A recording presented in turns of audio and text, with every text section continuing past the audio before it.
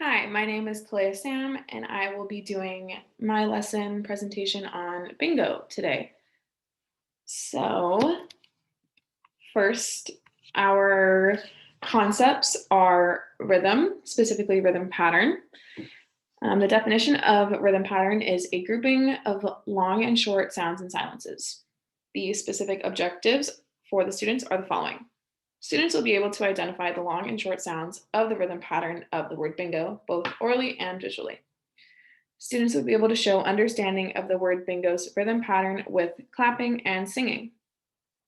Our materials will be our voice, our hands for clapping, as well as 5 flashcards, bigger flashcards, about a construction sized piece of paper would work, popsicle sticks for the entire class, and or a whiteboard. The whiteboard is in place of the flashcards and the popsicle sticks if you do not have access to those. I'll be explaining that in the lesson, how you would swap the two. So I'm going to share my screen with you. Hopefully this works. Okay. So here is my lesson. And then to start the class, I would play the bingo song, just so that the kids know what we're doing, and they know what to expect.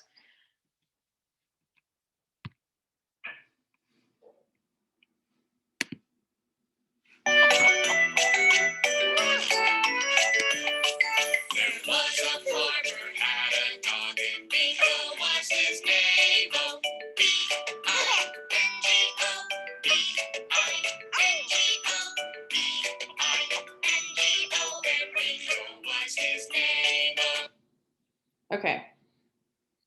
So yes, I'm not going to play the entire thing just because that's not what we're going to be focusing on. We're just going to be focusing on the bingo section of it. And throughout the lesson, if I need to return back to this, just to have some kind of background noise for practicing the rhythm pattern, I'll return back to it if that needs to happen. Sorry. And then I would ask the kids in class, I would say, has anyone heard the song bingo or played a game of bingo?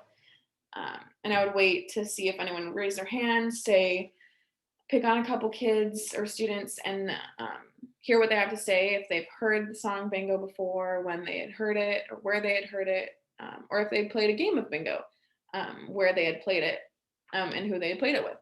And this card is just kind of a fun example of something that ties into our lesson because we're learning about farm animals through the song bingo. And just that way they're interested in the lesson of bingo and learning the short sounds of the word bingo and the long sounds of the word bingo. So moving on to our rhythm pattern of the word bingo, you would be handing out your popsicle sticks to the entire class so that they could make a stick notation out of popsicle sticks. So this is our stick notation. And if you don't have popsicle sticks, this is where you would write out on the board. You would write out your stick notation, just like it's shown on the screen here. And this way, the kids have a visual of what our rhythm pattern looks like while we will be clapping it out, because that's our first step here, is to clap out our rhythm pattern before we even start singing bingo. And I will be the example first so that the students can kind of see what it looks like and what like kind of beat they'll be going based off of. They'll know some based off of the video that I just showed them, but I would give them the example first. So say we're in class. I would say, okay, students, so now I'll be showing you the rhythm pattern that we'll be following for the rest of class. I will be clapping on the beat to each of our popsicle sticks. So I'll go first, and then you guys will follow along once I say, you guys can follow along. Okay, ready, go. That's one time through. Now I'm going to repeat, go to the beginning, and do it over one more time. I'm clapping on each popsicle stick. Okay, ready, go. And here I would ask the kids, did you hear anything different between each of my claps? And if they don't get it, I would explain that my first two claps and my last clap are a longer beat than my middle two claps here, these two in the center here. I would then, if they don't understand, I would show them again that, and hopefully they would be able to hear that these two claps right here in the center are shorter and closer together than these three. And once the students kind of get the rhythm pattern down, and I'll go through it where they're mirroring with me, that once they kind of understand the rhythm and the beat, then we'll start with letter association. And here is our screen we would show. So then I would explain to the students, okay, class, so each of our popsicle sticks has a letter. The first one is the letter B. The second one is the letter I. The third is the letter N. The fourth is the letter G. And the fifth is the letter O. And I would, on the board, this is where you would write BINGO underneath each of your stick notations so that the kids have a visual of what letter goes with what, excuse me, goes with what beat. So here, I would go through it first so that the kids kind of know. I would point to each of my rhythm sticks or rhythm pattern beats, and I would say B for the first stick, I for the second stick, N for the third stick, G for the fourth, and O for the fifth. I'm not sure if you can see my cursor, but I was pointing to each of those there. So it would be B, I, N, G, O. And then we could pause for a little bit. B, I, N, G, O.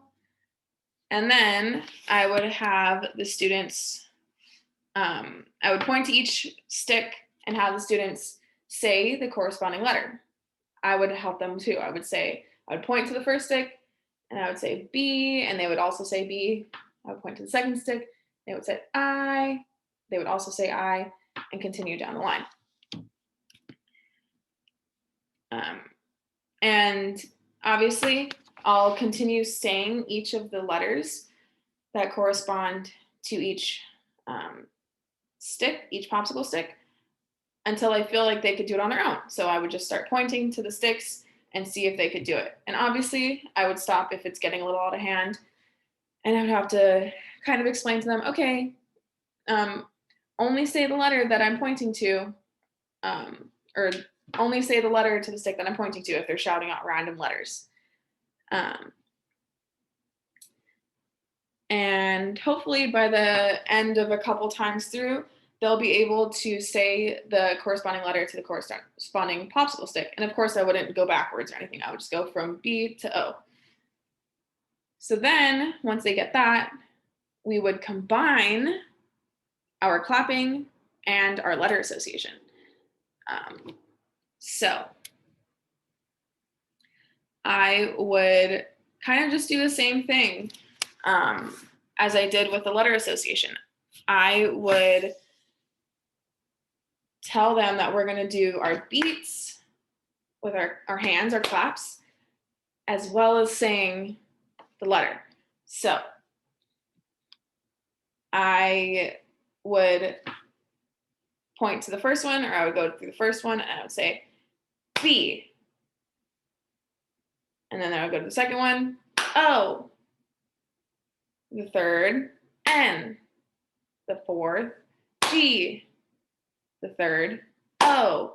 And that's obviously not within the rhythm, just so that they understand that I'm clapping at the same time as I'm saying the letter, not saying the letter first and then clapping, or clapping first and then saying the letter. So then I would show them an example of what we would be doing. Obviously, I would wait for them, or I would tell them to wait until I'm done explaining, and then they can mirror me after. So I would say, okay, class, I'll show you how to do it first.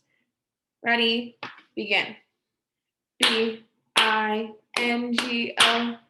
B-I-N-G-O, B-I-N-G-O. And obviously you can cut it down to one. That's just how the song goes. So if I cut it down to one, I would say B-I-N-G-O. And then we'd be done. And I would run through it a couple more times, kind of spaced out. And then I would say, okay, class, now you join in too with me. Ready, begin. B-I-N-G-O. And hopefully they would follow, mirror me along. And they're all clapping on time, and they're all saying the letter on time to the corresponding sticks. And it's helpful because they'll have the sticks in front of them. And that way they can kind of see what they're clapping and saying their letters to if they ever get lost. And hopefully it will get to the point where I'm just pointing to the popsicle stick and the letter, and they're doing it by themselves. And I'm not saying anything. And I'm not clapping either. Hopefully it would get to the point where they can clap and say the letter at the same time as I just point to each popsicle stick. So then that would be pretty much the end of the lesson. But as a part of the assessment for them, I would kind of ask, okay, when we were singing and clapping, did you hear anything different between the letters? And again, if they didn't get it, I would run it again one more time. So for example, B-I-N-G-O. I would kind of explain to them that B and I have a longer beat, as well as O, sorry. B, I, and O have a longer beat than N and G here. So we can hear through our claps, and we can hear through our voice that N and G are very close together, whereas B, I, and O are a little bit spaced apart from each other. And hopefully through the assessment, just them raising their hands saying, oh, I know, which one's shorter. Or if I point to a stick, they can tell me if it's a shorter rhythm or a longer rhythm after kind of explaining that to them, just so that they know that N and G are a little bit shorter than B, I, and O. And then I would ask them, or I would show them, the special needs adaptations. So my special needs adaptations would be Braille. I would have little Braille sets for any visually impaired students, as well as just obviously a visual for those seeing students so that they kind of know what their friends are doing. And then I would do an ASL adaptation. And I would run through the entire alphabet with them, just very briefly, because we're not going to be learning the entire alphabet.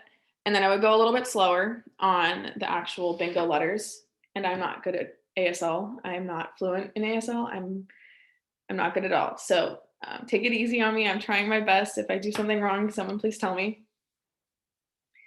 But I would show them that this is B, I,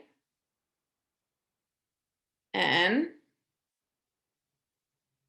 G, looks like this. This one's hard for me.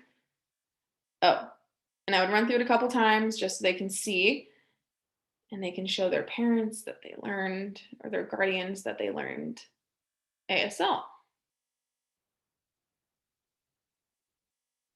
Okay, so then I would run through that a couple times just so they get the idea, just so they know that their friends are included.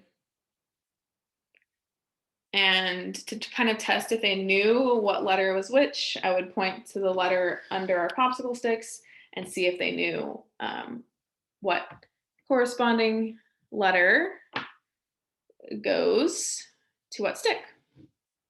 And then at the end, once I've done the special needs adaptations, we can all sing bingo together. I'll play the song again and we can do our claps and say bingo out loud to the song. And I could even ask as like a closing, does anyone know or can anyone show me what we just did all by themselves? And like we kind of do like a show and tell sort of thing if they're like up to it. And if not, that's totally fine. And we could also play the game of bingo with our little bingo card that I had in the one of the previous slides. And we could actually learn how to play bingo.